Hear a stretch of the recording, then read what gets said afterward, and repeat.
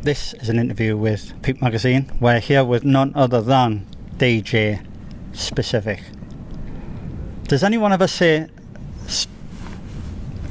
Specifik? Yes, they do. They do. I had a feeling though. They do, and it's like, you know when people go Pacific? Yeah. Or yeah, they do. And it's one of those names that I took, and then afterwards realised there were some flaws with it, with people saying Pacific and also spelling it with a C, and specific or with a specific and spyfic, and yeah, there's lots of variations. Specific. I've got a million flyers with different variations. Yeah, man.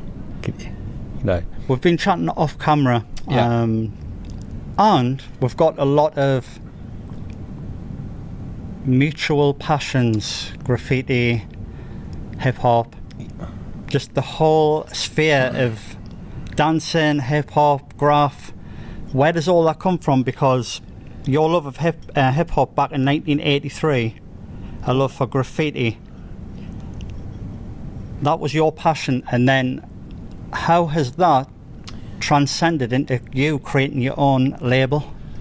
Okay, well, I suppose there was always goals. So as you move along in life, you're always looking at the next big challenge. So the first thing I wanted to do was, you know, I was a b-boy first, so I just loved hip hop from the off. So the visual backdrop of graffiti, the music, obviously the dancing, but then with the music, the scratching really kind of was one of those things that I heard and I thought, what is that? That's just like a different sound that I've never heard before, and I was really drawn to it. So I suppose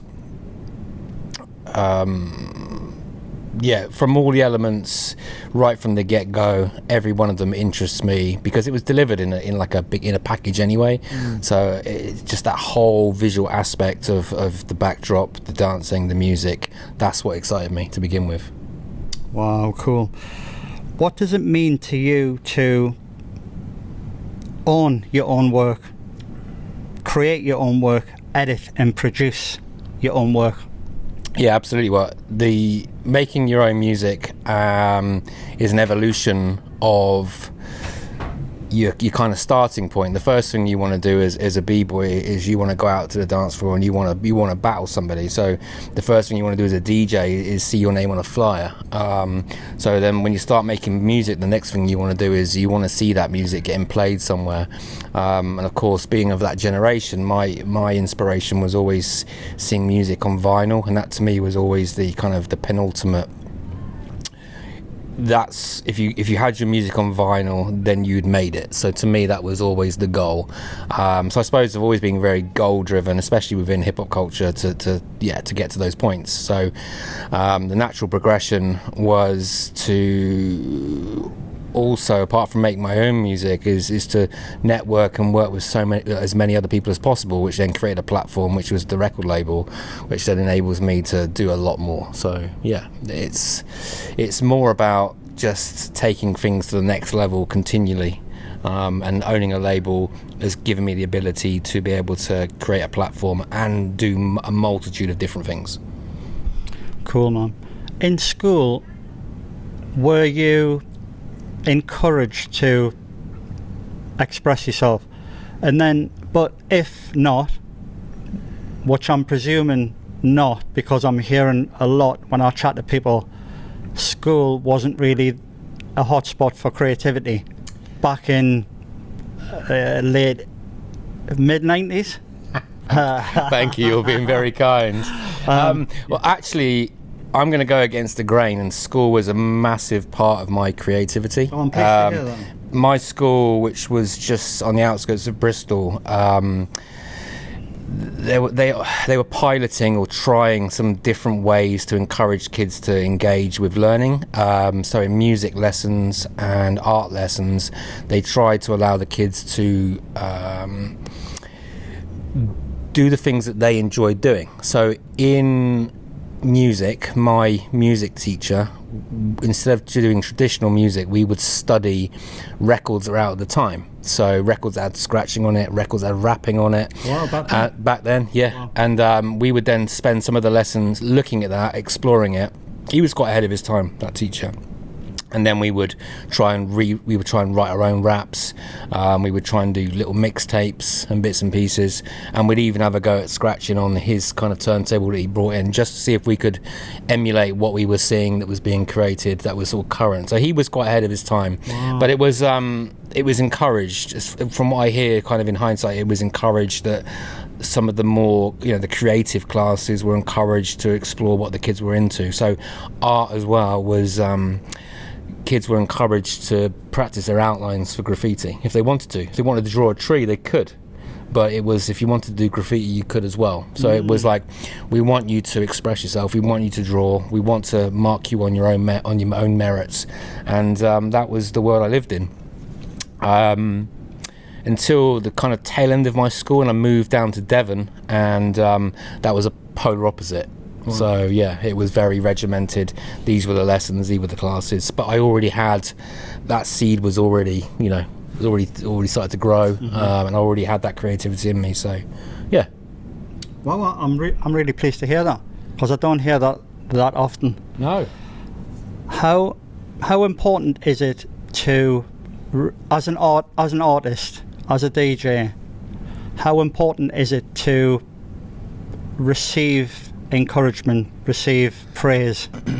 Even at your stage now, how important is that for maybe someone you don't even know, or maybe someone you look up to? Yeah. How important is that encouragement to hear from somebody? I think it would be daft to say that people don't enjoy encouragement. I think you enjoy encouragement and praise at whatever level you are.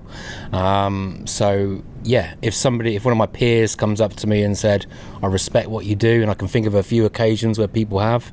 I can think of when I went to London and we were stood doing a show for the Zulu Nation, and one of the guys from Hard Noise grabbed the mic and said to the crowd, these guys here are the future of UK hip hop. And to me at that point I was like, that's the biggest endorsement that you could wish for.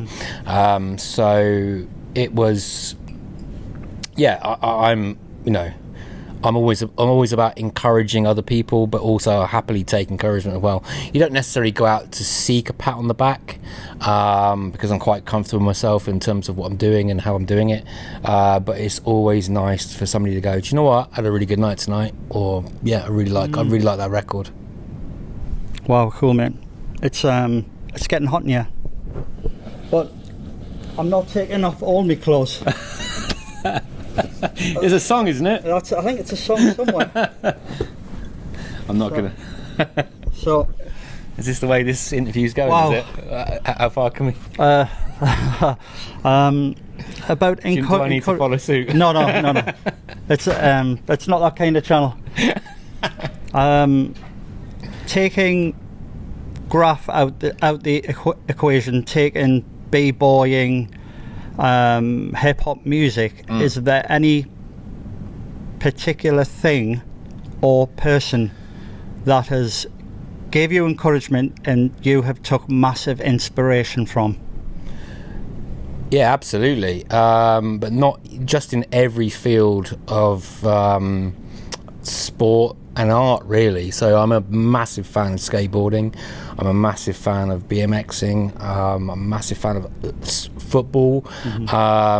Even watching Novak Djokovic today playing tennis, I look at people that are driven and are elite in their field, and I always try to take a little bit from each one of them just to see how they operate, see how they function, and think, well, is there something in, it doesn't matter what background they're from, is there something that you can take from that will help you in your journey? So yeah, absolutely. Absolutely.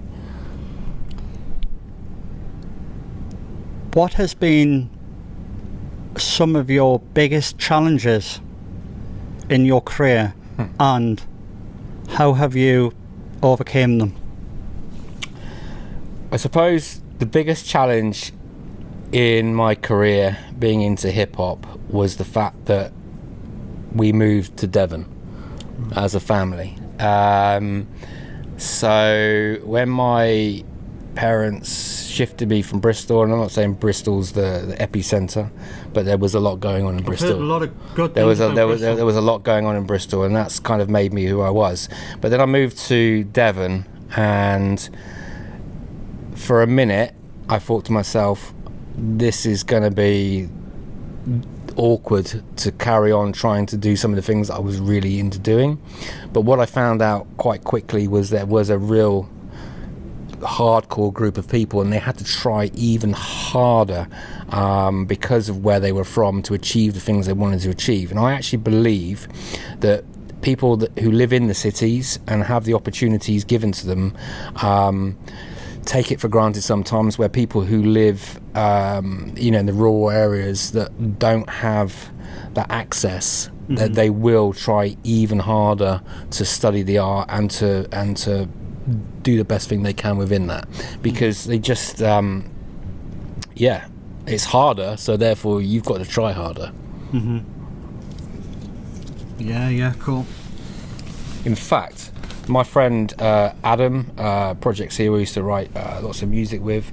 He's wrote quite a few books called From the Sticks, which basically investigates hip-hop culture within the kind of the little towns and suburbs all around the UK, and how there are a lot of people that have come to prominence from those areas because they literally had to, that they had nothing else to do, so they grafted. Yeah. So it's an interesting topic. Yeah, man, cool.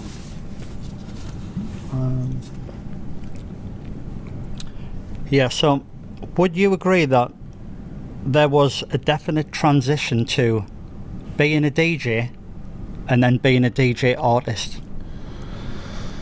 I always felt that when DJs became really popular, and I remember hearing it on the radio, that DJs were going to be the next big musicians. So I already had that in my mind, that DJs were the next big thing in music. They were gonna steer how music was gonna go, and that absolutely did happen in the 90s, no question about it. So for me as a DJ, I was, as in being a turntablist, it's not about just playing the song, it's about kind of hijacking the song and making it your own. So I suppose, right from the get-go, it was all about, well, I do like this song, but I'm going to do it my own way. So that's kind of the foundations to producing your own music anyway. I think you kind of like, well, I want my own thing, really. So. Could you talk to us about Beeline Recordings? Is it Beeline Recordings or recording? Beeline Recordings. Cool. Yeah. As I'm quite interested, how does someone create a label? And then another thing what I've always wanted to ask a DJ is, I speak to DJs and people who make music. You make a tune and then they've always got things on different labels, and that to me is kind of a branding faux pas.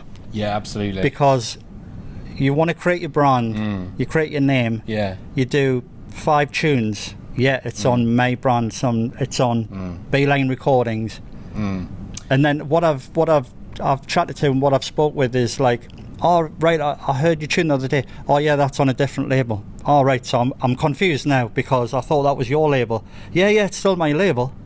Could you maybe clear that up for me and some of the people who are watching this? Yeah, absolutely. I mean, the thing about Beeline as a record label, the first and foremost, it was about to create a platform for creative people that wanted to put music out, and there's so many good people in the UK that just didn't have an outlet for it.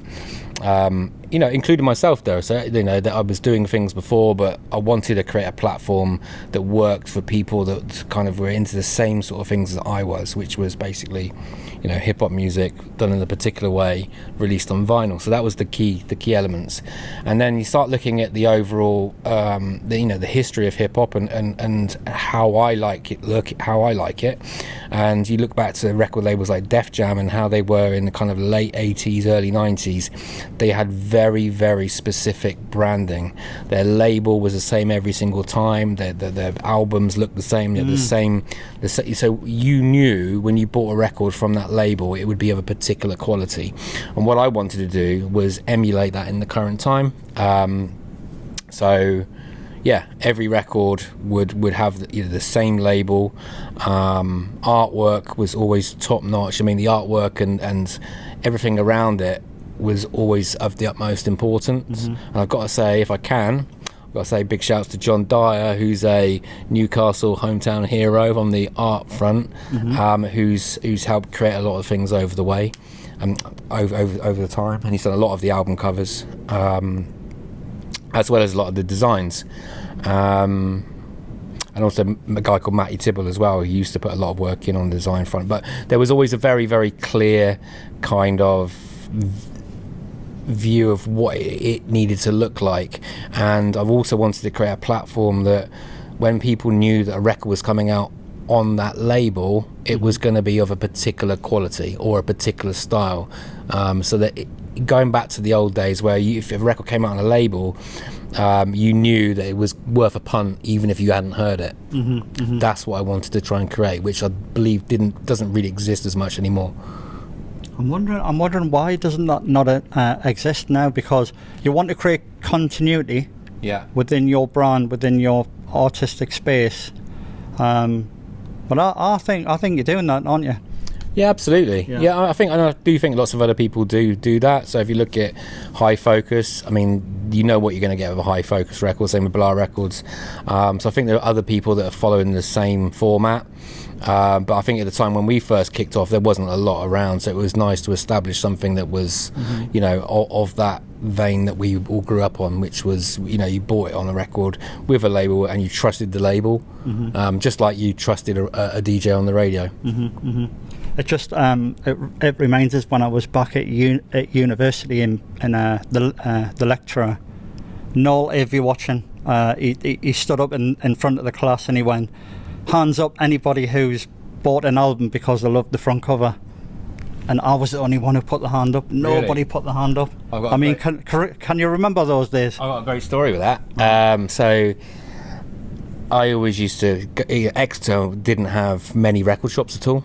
It had a little handful, and HMV, which is the one in every town, was a bit of a go-to in Exeter because it was one of the ones that had most records. So I was armed with, I don't know, £15-20 to buy myself a new album. I went down there and I couldn't find anything at all. And I was flicking through, and I found this album called Redman, What the Album, which is his first album. I looked at it and I thought, Redman doesn't mean anything to me, right. but it's probably Ragga because he's called Redman, and there was lots of Ninja Man and Yellow Man. There's lots of that. And I thought I quite like Ragga. It's on Def Jam. I'm going to buy it. I got home and I put on Time for Some Action, and I literally ran downstairs, grabbed the phone, phoned up my friend and said, I'm coming round, you need to hear this. Wow. So it was one of those moments where I was like completely on a whim, bought it because of the cover and what I thought it might be, and then it turned out to be even better. So yeah. Wow, cool, man. That's a good story. Yeah. I also forgot to mention why we're here is the bridge hip hop for lost arts. A homage to turntablism, graffiti, hip-hop, breaking. What does it mean to be here in Newcastle for the bridge, for talk, not in depth, but can you talk about the call and what it means to come here and represent yourself? Yeah, absolutely. Newcastle, I've come to probably once or twice a year, every year for the last 5 years. Wow. Normally off the back of Mr. Sandy Duff, that's putting on events, doing bits and pieces, and I've always had a good. I've had great support from people within Newcastle. It just seems to be one of those hubs where hip hop is a strong community here. So I've had the opportunities to come here, and it's always great to be back. And I know what I love about it the most is that, you know, the Sandy and all the guys here, they are treating it as an opportunity to push the culture back out to the community and to people that might not have seen it, and just keep that culture moving forward, or visible, where other places it's becoming less visible, I want to say. So I think Newcastle should hold its head up high in terms of kind of representing hip hop and the culture of it. Yeah, absolutely. So it's a pleasure. It's an honour, and yeah, really privileged to be here. Wow, brilliant. Last couple of questions, Yeah. because I am taking up quite a lot of your time. That's all right. You carry on. I think the kids coming up now want to get into DJing, want to do this and that, whatever they want to do artistically. How important is it to keep telling kids to be positive and keep the positive affirmations? I think no one really talks about this much within creativity, because if you're not feeling positive, if you're feeling down, if you're feeling a bit depressed about this, that and the other, my girlfriend's left us, this, I haven't got much money, blah blah blah, you can go on, and then you can't be creative, you know, because you're feeling down. How important is it, and have you got any tricks or tips to tell people coming up to keep positive? And then it has a knock-on effect. The more positive you're thinking, the better your work becomes. Yeah, absolutely. If that makes sense. Yeah, it does make sense, and it's a really, really interesting thing. First and foremost, hip hop comes with, there's nothing, you don't need anything for it, right? So that was the thing that really drew me in back in the day. I didn't need my parents to give me anything. I could just go out and I could just get involved and I could just do it. So I didn't need to be a part of a club. There's a group of people that you know, that you'd go there, you'd meet your friends, they would encourage you or they would rip you.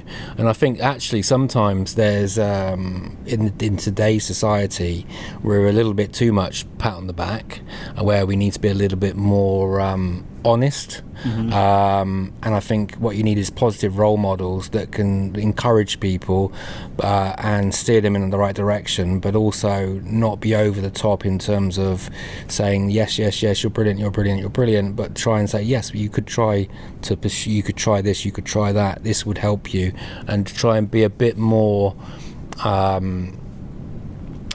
encouraging in a way that's actually going to push them forward. I don't know if that makes sense, but it's for me, all the opportunities are out there for people. It's about finding good people that you can relate to, that they will, you know, it's always been, to be honest, I think it's always been the same. I think it's always been about, you know, associating yourself with people that inspire you and encourage you. And I think it's important, if you're one of those people that does like to inspire and encourage people, that you actually do that. So when you see somebody that does something good, you say to them, I really like that. That was really good. You know, and I think we don't do that as much in society nowadays as maybe we once did, or sometimes we do it too much. That makes sense. That people in those positions might do it too much. That's quite a deep conversation. Yeah, I mean, it could go on and on. Yeah, but it's I think, you know, hip hop culture was born out of you know, a street level where you kind of had to fight your own grounds, and you had to, when I say fight, I mean you had to stand up for yourself, and you had to learn things and bring it back to the table, and you know, be strong enough to be able to show it. And I think that more people need to know that it's okay to express yourself, it's okay to make mistakes, it's okay to go back to the drawing board. Just tailing off from that, you've just jogged me memory. Rick Rubin was talking quite recently about, you keep doing art, you're doing artistic things, but don't think after 10 years, 20 years, I've made it, because you're pursuing the journey. You're living the journey, and then live in the journey of being creative, of creating things. Yeah. Don't say, when I've done this, I've made it, because you never make it, if you know what I mean. Yeah, absolutely. You I think, yeah, I don't know what making it is, to be honest, because most people would define making it as a financial, a number, or a lifestyle off the back of what you've done. But actually, other people's making it might be the fact that, you know, their parents are proud of them, or the fact that they've had an opportunity to do something with somebody they admired, and that person they admired said, well done, you've done, you know, that was great. So there's lots of levels of, in my mind, of making it. And sometimes I think you need to know in your head what those things might be, because if you're chasing a dream that's not a reality, it possibly never will happen. But I think you should have your goals. I think you should focus on your goals, and I think you should try and achieve your goals. And once you've achieved your goals, if there's more goals to pursue, then, you know, go out there and pursue them. But in terms of making it, I think once you've achieved your goals and you're happy in your art and what you've done, then that's good enough. Can you tell us about what you're doing now, as 2024, July 2024? What's the big things you've got cooking on in your head at the moment? Okay, so label wise, I'm working on another, it's either a mini LP or it's an EP or it's a full LP. So I'm doing that. I've also got another label EP which is in the works, which is, again, it's one of those things I always used to love doing. It's just putting out a record that features all the people in our scene that are who I get on with and that are producing good music. So I'm looking forward to doing that. That's pretty much done. There's a couple of 7 inches, one that's already out, one that's already back but isn't out yet, by a chap called Doozer, and there's Whirlwind D's got another 7-inch coming out. So there's lots going on label wise. I'm DJing a lot. I've got lots of big support slots this year. Capadonna, I'm doing the Capadonna tour, Black Sheep, and lots of other bits and pieces. So there's always plenty going on. Of course, then the Bridge 4 as well, which is lots of opportunities. DJ Specifik. You did that on purpose. It's been absolutely great to chat to you, mate. Thank you. And I've got a couple of things coming your way tomorrow. I'm going to give you a t-shirt, which you've asked for. Yeah, nice. And I'm going to give you the latest Peep magazine, which you know who's in that magazine. So well, I'm looking forward to reading that. And you're a big fan, because you're up and down the country and you see the tag.